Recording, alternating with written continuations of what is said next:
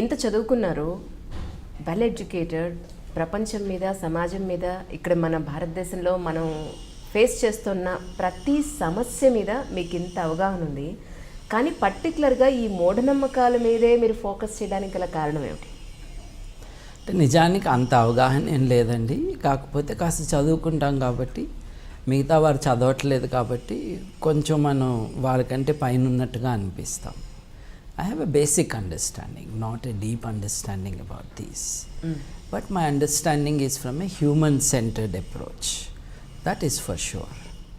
మూఢనమ్మకాల మీద ఎందుకు అని అంటే ఇంకెవరూ చేయట్లేదు కాబట్టి. ఇప్పుడు నాకు రాజకీయం అంటే చాలా ఇంట్రెస్ట్ ఉంది, ఎకనామిక్స్ అంటే I really I'm fascinated by it. But there are so many to talk about it. మన అవసరం లేదు అక్కడ. రెండోది, రాజకీయాల విషయాలన్నీ కూడా మన దేశంలో పార్టీ పొలిటికల్ మ్యాటర్స్గానే ఉన్నాయి. They are not about real politics, they are about power struggles. ఈ కాన్ఫ్లిక్ట్ ఆఫ్ ఇంట్రెస్ట్ గ్రూప్స్తో నడుస్తున్న వ్యవహారం మన దేశంలో రాజకీయం. దాంతో ఉतना దిల్చస్పీ నహీ హై. But on the other hand మూఢనమ్మకాల విషయం చాలామంది, ఇప్పుడు నేను టీవీలో కనిపిస్తాను కాబట్టి నన్ను అనుకోవచ్చు, వేల మంది ఉన్నారు మిత్రులు, colleagues who do a lot of work. కాకపోతే గొంతు పెద్దది కాబట్టి మనం టీవీలో కనిపించినప్పుడు ఎక్కువ నోటీస్ చేస్తూ ఉంటారు. బట్ ద ఫ్యాక్ట్ ఈజ్, ఏ దేశమైనా ఏ సమాజమైనా ముందుకు వెళ్ళాలి అని అంటే ఫస్ట్ ఈ విశ్వంతో ఒక సంబంధం ఉండాలి. అది ఒక రియలిస్టిక్ రిలేషన్గా ఉండాలి. ఇప్పుడు ఉదాహరణకి చూడండి, ప్రపంచమంతా మాయా అని అనుకున్నారనుకోండి, అంటే ప్రపంచం లేనట్టేగా. మరి లేని ప్రపంచంలో మనం మంచి చేయాలని ఎందుకు అనుకుంటాం? అనుకోము. చనిపోయినాక ఇంకేదో లైఫ్ ఉంటుంది, స్వర్గమో నరకమో, అంటే ఇది నిజం కాదుగా. సో మీరు చెప్పినట్టుగా ఇప్పుడు మిమ్మల్ని మధ్యలో అబ్జెక్ట్ చేస్తున్నాను. ఎందుకు అనంటే, ఇప్పుడు మంచి చెడు ఏదైతే ఉందో, పాపం పుణ్యం అనేది ఏదైతే ఉందో, అప్పుడు మరి నిజంగానే పుణ్యం చేసిన వాడికి ఒక గతి, పాపం చేసిన వాడికి ఒక గతి అనేది ఉండదంటారా మీ ఉద్దేశ ప్రకారం? లేదండి, ఒకసారి చుట్టూ చూస్తే తెలిసిపోతుంది. ఇప్పుడు పాపం చేసిన వాళ్ళు, పుణ్యం చేసిన వాళ్ళు అని మీరు అంటున్నారు. అది టిపికలీ రిలీజియస్ లాంగ్వేజ్. ఓకే, మంచి చెడు అన్నదే కరెక్ట్ వర్డ్స్. ఎస్. ఇది అమీన్ ఉన్నాడు, అంతమందిని చంపాడు, హాయిగా సౌదీ అరేబియాలో చచ్చిపోయాడు. హాయిగా చాలా వయసు వచ్చాక మామూలు న్యాచురల్ డెత్ అన్నమాట. సో పాపాలు చేసిన వారు మీ భాషలో వాళ్ళకేమీ శిక్షలు ఏం పడట్లేదు.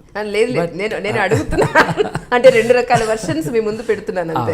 But coming back to this thing అండి, ఈ ప్రపంచం లేదు, ఈ విశ్వం లేదు అని అనుకున్నాక దీంతో మనకు సంబంధం ఉండదు. అట్లాగే దీని తర్వాత ఇంకేదో ఉంది అని అనుకున్నప్పుడు మనం ఇక్కడ బతకడం ఆపేసి అప్పుడు అక్కడ ఎట్లా బతకాలో ప్లాన్లు వేసుకుంటూ ఉంటాం. అదేదో వెకేషన్ ప్లాన్ లాగా. చచ్చిపోయి నాకు ఇంకేం ఉండదండి, ఉన్నదంతా ఇదే. ఈ జీవితంలో మనం మంచి కానీ చెడు కానీ, ప్రతిఫలం కానీ పనిష్మెంట్ కానీ ఇక్కడే ఉండాలి, ఇక్కడే జరుగుతుంది. సో ఈ పరిధిలో మనం బతకాలి అన్నది ఒక రియలిస్టిక్ అండర్స్టాండింగ్ ఆఫ్ లైఫ్. మరి ఇది లేకుండా చేస్తున్నారు కదా మూఢనమ్మకాల కారణంగా. ఓ పక్కన ప్రపంచమంతా మాయతో మొదలుపెట్టి ఇదంతా నీ ఊహ అని చెప్పడం దగ్గర నుంచి, ఈ విశ్వం అసలు ఇలా లేదు, ఇంకో రకంగా ఉంది అనేసి ఒక వాస్తవానికి సంబంధం లేని ఒక మోడల్ ఆఫ్ ది యూనివర్స్ని మన ముందు పెట్టేశారు. ఇప్పుడు అది 7 గుర్రాల మీద సవారీ చేసే సూర్యుడు కావచ్చు, లేదు వైశ్యకులం ఉన్న చంద్రుడు కావచ్చు, లేకపోతే అందంగా ఉండి కూడా శూద్రగ్రహం అనిపించుకుంటున్న శనిగ్రహం కావచ్చు. అసలు any relation with reality? No. Relation with the caste system. అంటే మనుషుల సమాజాన్ని అంతా నాశనం చేసేసినాక వీళ్ళకి ఇంకా ఎక్కువ తీరుకుంది కాబట్టి వీళ్ళు ఈ డివిజన్ ఆఫ్ సొసైటీని విశ్వానికి కూడా వర్తింపజేసే అంత ఘనులు వీళ్ళు. Going unopposed.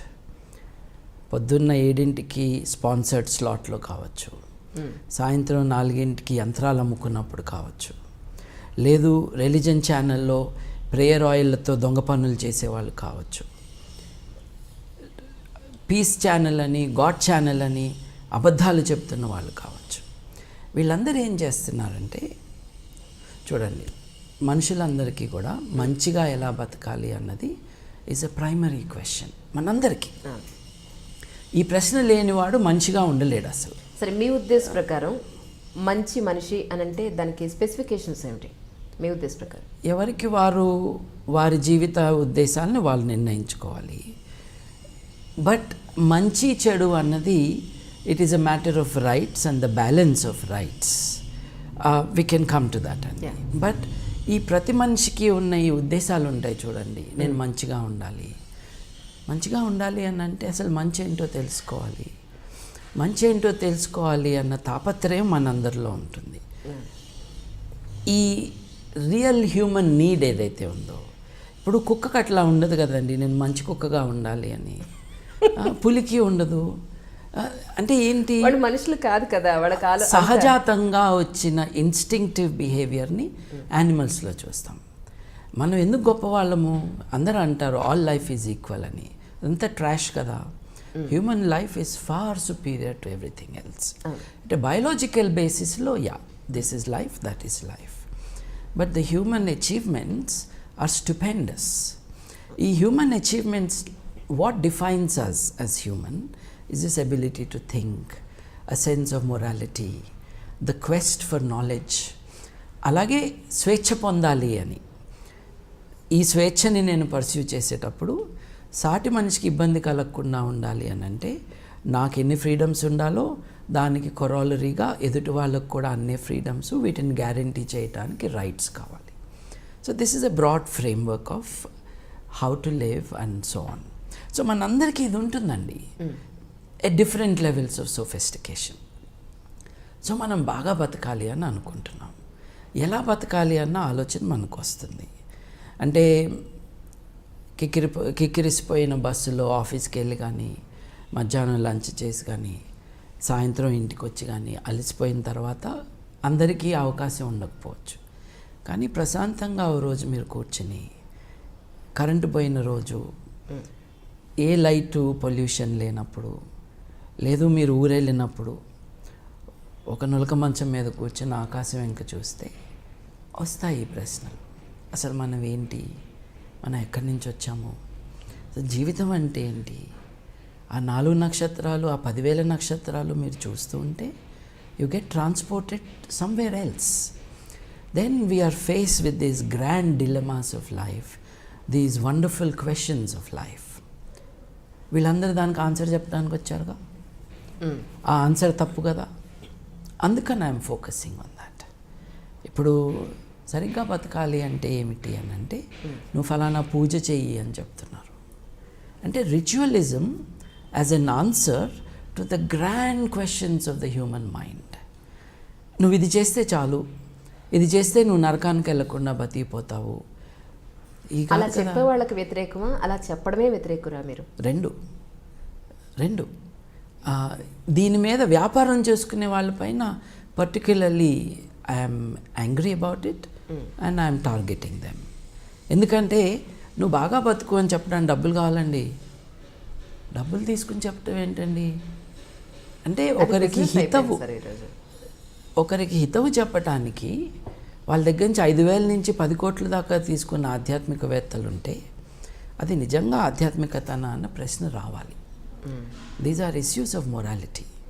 మనం మనిషి బతకాలి అని చెప్పడానికి ఫీజు తీసుకోవడం ఏంటండి?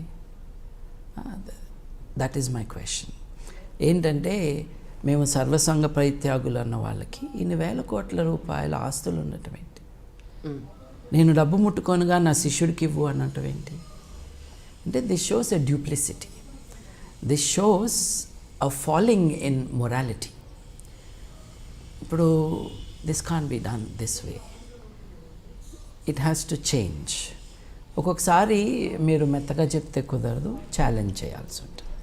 My challenge is to those who are making a business of the noble quest for freedom, for meaning in life, for knowledge, and therefore for truth. మీ ఉద్దేశ ప్రకారం ప్రపంచానికి స్వామీజీల అవసరం లేదంటారా? ప్రపంచానికి స్వామీజీల అవసరం అస్సలు లేదండి. ఎవరు అవసరం ఉందంటారు?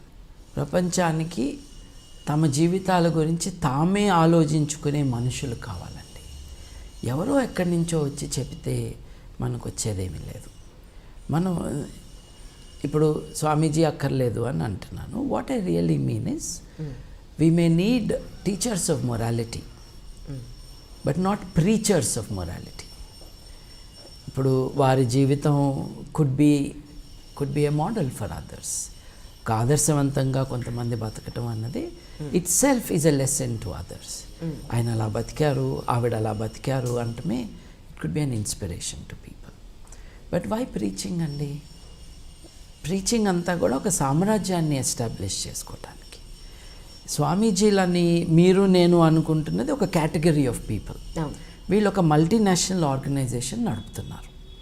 వీళ్ళందరూ ఇక్కడ ఎండ బాగా ఉన్నప్పుడు అమెరికాకి వెళ్ళి ప్రవచనాలు చేసి అక్కడ కాళ్ళు కడిగించుకోవడానికి $50,000 తీసుకుని ఆ కడుక్కున్న కాళ్ళు తర్వాత నీళ్ళు వస్తాయి ప్లేట్లో, ఆ నీళ్లు నెత్తిన పోసుకోవడానికి మళ్ళీ $1,000 తీసుకుంటున్నారు చూడండి. అటువంటి వారు they are not doing any real spiritual moral activity. They are exploiting the gullibility, vulnerable gullibility of many people. వీళ్ళందరూ అమెరికాకి వెళ్ళి డబ్బులు బాగా సంపాదించుకున్నారు కానీ పాపం ఆలోచన అన్నది వదిలేసి వెళ్ళారు. ఇప్పుడు కోతి గుండెకాయ అక్కడే పెట్టేసి మొసలిపైకి ఎక్కింది అని మనకు కథ ఉంది చూడండి. అట్లా తెలివి ఎక్కడో పెట్టి అక్కడ డబ్బుల సంపాదనలో ఉన్నారు మన వాళ్ళు. ఏంటండి ఇది అసలు? ఏం దారుణం అండి ఇది. ఒక మనిషి కాళ్ళు కడగటం ఏంటండి? ఆ కడిగితే మళ్ళీ దానికి $50,000 ఇవ్వటం ఏంటండి? ఆ తర్వాత కడిగిన నీళ్లు తీసుకుని నెత్తి మీద పోసుకోవటం ఏంటండి? అంటే I think this is counter cultural. This is insulting to ourselves. So I feel these are not the right things to do. అటువంటి ప్రీచర్స్ మనకు అక్కర్లేదండి. But we need people who are able to give a kind of guidance in morality. అది చాలామంది గొప్ప వాళ్ళని మనం చూస్తూ ఉంటాం. అది it could be Ambedkar, it could be Bertrand Russell, it could be M.N. Roy, it could B Isaac Asimov. ఇంతమంది మీరు పేర్లు చెప్తున్నారు. అసలు నేటి జనరేషన్కి M.N. రాయ్ దగ్గర నుంచి మీరు ఇప్పుడు ఎన్నో పేర్లు చెప్పారు, అందులో కొన్ని నాకు తెలియదు, అది తీసి పక్కన పెడితే అసలు మినిమం మీరు చెప్పే రైటర్స్ కానీ గొప్ప మహానుభావులు కానీ ఈ నేటి జనరేషన్కి ఎంతమందికి తెలుసు? తెలీదు. That is a failure of parents and the failure of the system and of the media. ఎందుకు తెలీదు అని అంటే వాళ్ళ గురించి చెబితే చాలా విషయాలు మనం నేర్చుకోవాలి కాబట్టి ఈ సోమరిపోతు జీవితాన్ని గడిపే వాళ్ళందరూ కూడా వాటిని ముట్టుకోకుండా డే టు డే లైఫ్ గడుపుతున్నారు. కాబట్టి these grand lights of civilisation and their light is not accessible to us or visible to us. ఒక లైట్ హౌసెస్ లాంటి వాళ్ళు వీరు. మనకి మార్గం చూపించే జీవితాలు వాళ్ళవి, వాళ్ళ భావాలు. ఒక పెద్ద మనిషి తప్పులు చేయడం అంటే చేస్తారేమో, కానీ ఈ పెద్ద మనుషుల డెఫినేషన్ వాళ్ళ తప్పుల ద్వారా కాదు, వాళ్ళు చేసిన గొప్ప పనుల ద్వారా. ఏమిటా గొప్ప పనులు, ఎలా బతికారు వీళ్ళు అన్నది మనం చూస్తూ ఉంటే we also don't have to start from zero. వాళ్ళ లైఫ్, వాళ్ళ ఎక్స్పీరియన్సెస్, వాళ్ళ అచీవ్మెంట్స్ చూసుకుని we can start somewhere else in our lives. అది జరగట్లేదు కదండి. స్కూళ్ళల్లో పాఠాలు కూడా ఆ డైరెక్షన్లో లేవు. We have an examination system. మీకు అంటే ఈ ఎడ్యుకేషనల్ సిస్టమ్ మీద కోపం రాలేదా? I have never been part of the education system అండి. స్కూల్ వరకు ఎస్, ఇంటర్మీడియట్ ఎస్, డిగ్రీ కాలేజ్లో నేను చెట్టు కింద ఎక్కువ కూర్చున్నది, క్లాస్లో కాదు. మీరు చదువుకున్న జ్ఞానం వేరు, ఇప్పుడు పిల్లలు చదువుకునే సిస్టమ్ వేరు. యాక్చువల్లీ ఒక అపార్ట్మెంట్లో కాలేజ్ అంటున్నారు, కనీసం మినిమం ప్లే గ్రౌండ్ కూడా ఉండట్లేదు. అంటే ఇప్పుడు ఈ మూఢనమ్మకాల మీద మీరు ఎలా అయితే ఫైట్ చేస్తున్నారో ఈ ఎడ్యుకేషన్ సిస్టమ్ మీద మీకు కోపం రావట్లేదా? దీన్ని కూడా ప్రక్షాళన చేయాల్సిన అవసరం ఉందని మీకు అనిపించలేదా? అంటే దెర్ ఆర్ 2 things అండి. సిస్టమ్ని మనము ట్యాకిల్ చేయాలి అని అంటే you need the strength of a movement, need the strength of a political party, you need policy makers. నేను చేస్తున్నది is a different field. It is in the field of ideas. భావాల ఉద్యమం ఇది, భావాల విప్లవం రావాలి. భావాల విప్లవం వచ్చినాక సిస్టమ్స్ చాలా ఈజీగా మారుతాయి. మీరు సిస్టమ్ మార్చేసి భావాలను ముట్టుకోకుండా ఉంటే అంతా మారిపోతుంది అనుకోవడం తప్పు. కరెక్ట్. ఇవాళ జరుగుతుంది కూడా అదే. మంచి సిస్టమ్సే పెడుతున్నారు, కానీ in practice it is nowhere there. మీరు రాజకీయాల్లోకి వచ్చే ఉద్దేశం ఉంది గోవినేని బాబు గారికి అంటున్నారు బయట. ఎవరైనా నిజమా కాదా చూడండి. అంటే this might be a fun question. నిజానికి హక్కుల ఉద్యమంలో ఉన్న వాళ్ళందరూ భావాల ఉద్యమం అంటే సోషల్ డెమోక్రసీ గురించి మాట్లాడే వాళ్ళందరూ రాజకీయాల్లో ఉన్నట్టే. Okay. These are all political. అంటే ప్రత్యక్ష ఎవ్రీ హ్యూమన్ ఇది ప్రత్యక్ష రాజకీయమే. Every human is political. The moment you hold an opinion about something which deals with public life, you are political. Yes. కాకపోతే మీరు అనేది ఏంటంటే మీ హింట్ బట్టి నేను అనుకుంటుంది పార్టీ పాలిటిక్స్ అని మీరు అనుకుంటారు. ఎగ్జాక్ట్లీ. నేను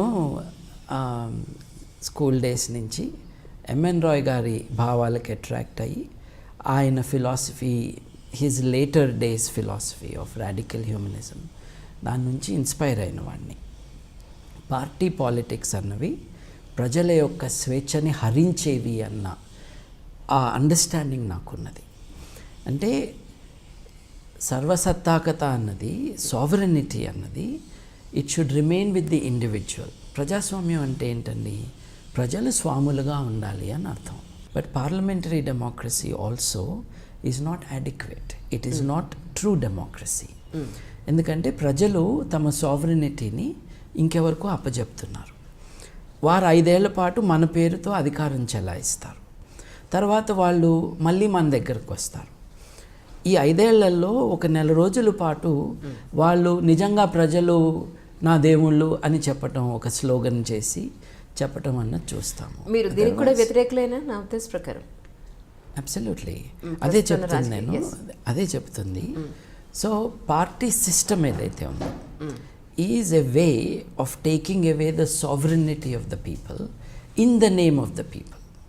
ఇప్పుడు అబ్రహాం లింకన్ గారు చెప్పారు కదండి, డెమోక్రసీ అంటే ఏమిటి అంటే rule of the people, by the people, for the people అని. ఇప్పుడు ఫర్ ద పీపుల్ ఎక్కువ నడుస్తుంది కదా, అది కూడా in the name of the people. Exactly. So this is bad అని. So to answer your question, party politics అన్నవే నేటి ప్రజాస్వామ్యాన్ని నాశనం చేస్తున్నాయని, ఇవాళ ఉన్నది ప్రజాస్వామ్యం కాదు పార్టీ స్వామ్యం అని నమ్మే వాళ్ళల్లో నేను ఒకరిని, స్ట్రాంగ్గా నమ్మే వాళ్ళల్లో. పొలిటికల్ పార్టీసు కనీసం తమ అకౌంట్స్ని రివీల్ కూడా చేయకుండా వసూలు రాజాలందరూ కలిసి దాంట్లో రాజ్యమేలుతూ ఉన్న ఈ సిస్టంలో గాంధీ గారు కాంగ్రెస్ పార్టీ యొక్క అకౌంట్స్ రివీల్ చేయాలి అని, ప్రతి పైసా కూడా మీరు చెప్పాలి అని, అది జరగని కారణంగా నేను కాంగ్రెస్ పార్టీలో మెంబర్గా కూడా ఉండను అని గాంధీ గారు దూరంగా కూర్చున్నారు. అప్పటి నుండి ఇప్పటిదాకా ఏ పొలిటికల్ పార్టీ కూడా న్యాయంగా, చట్టపరంగా వ్యవహరించినది మనం చూడలేదు. So it is impossible that I will ever be aligned with any political party anywhere. Yes, ఉన్న పార్టీల్లో కొన్ని దేశాల్లో కొన్ని పార్టీలు నాకు ఇష్టం. అది మన చర్చ కాదు, కానీ ఓటు ఉన్నప్పుడు ఎవరికో వేయాలి కాబట్టి ఒక పర్సనల్ ప్రిఫరెన్స్ ఉంటుంది. లేకపోతే నోటా కూడా ఉంది, నన్ ఆఫ్ ది అబవ్ అని. అంతకు మించి ఈ పార్టీ పాలిటిక్స్ ఏవైతే ఉన్నాయో అవి రియల్లీ పవర్ పాలిటిక్స్. అంతేకాకుండా గుండాలతో నిండి ఉన్న పొలిటికల్ పార్టీస్ ఎప్పుడు కూడా ప్రజాస్వామ్యాన్ని ముందుకు తీసుకువెళ్ళలేవు.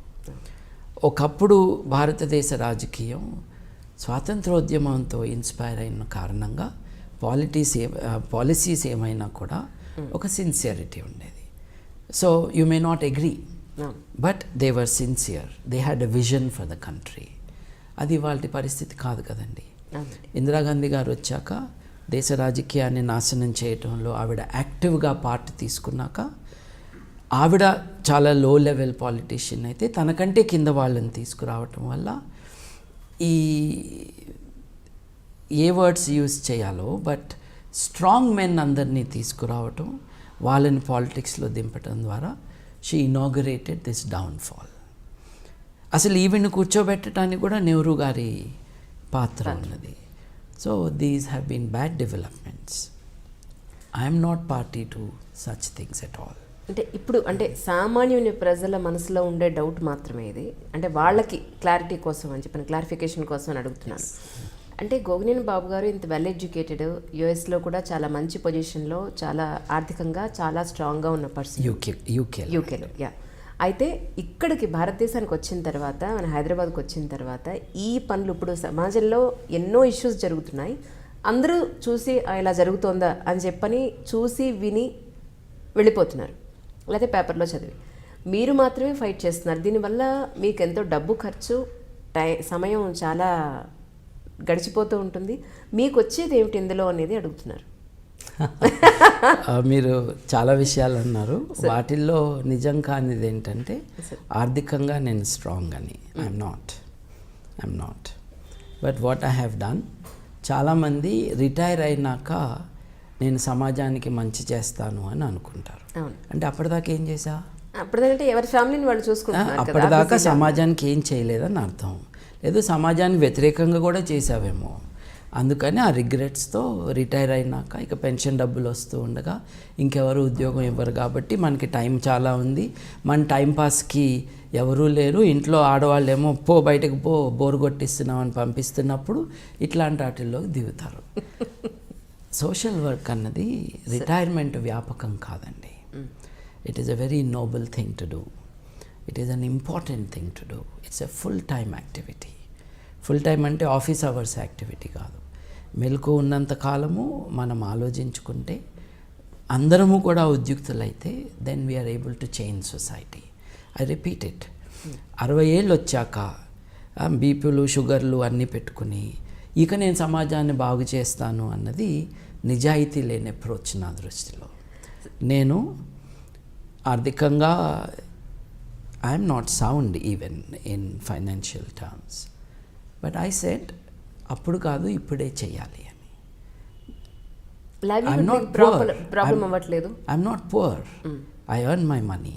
I'm spending it for a limited amount of time. Then I will go back to professional work. నాకు వ్యాపారం ఉంది, training. We have done a lot of work in training in this city. మల్టీనేషనల్స్కి training ఇవ్వటము అది. So there are resources I have generated which I am using for this work. Okay. Sabbatical అంటారు చూడండి, అటువంటి sabbatical నేను దాదాపు 3 ఏళ్ళుగా నేను I have taken it. I'm towards the end of such a voluntary sabbatical. So I will start again my business and my activities. ఎందుకు చేస్తున్నావు, దీనివల్ల నీకు వచ్చేది ఏమిటి అన్నది ఒకటి. ఎంఎన్ రాయ్ గారు అండి, ఐఎమ్ ఏ లై హంటర్ అన్నాడు, అబద్ధాల వేటగాడిని అన్నాడు ఆయన. ఈ మానవవాదోద్యమంలో, హేతువాదోద్యమంలో ఉన్నవాళ్ళు they are fighting lies and deception. ఈ లైస్ అండ్ డిసెప్షన్స్ అన్నవి కొంతమంది క్వశ్చన్ చేయరు. ఏ ఫీల్డ్లో చేయరు అని అంటే, ఇప్పుడు చిట్ ఫండ్ పెట్టారనుకోండి, బ్లేడ్ కంపెనీలు ఉంటాయి. ఆ కంపెనీని దాడి చేయటానికి మీడియా వారు కానీ ordinary people కానీ they come forward and they attack it. It is a kind of economic deception that people are immediately responsive to. సడన్గా ఒక రంగు దుస్తులు వేసుకున్న వ్యక్తి కానీ, గడ్డం పెంచుకున్న వ్యక్తి కానీ వచ్చేసి దేవుడి పేరుతో నేను ఇదంతా చేస్తున్నాను అన్నప్పుడు అందరూ జంకుతారు. The difference between some of those who fight blade companies for example and me ఈ ఫీల్డ్ని వాళ్ళు టచ్ చేయట్లేదు కాబట్టి ఎవరు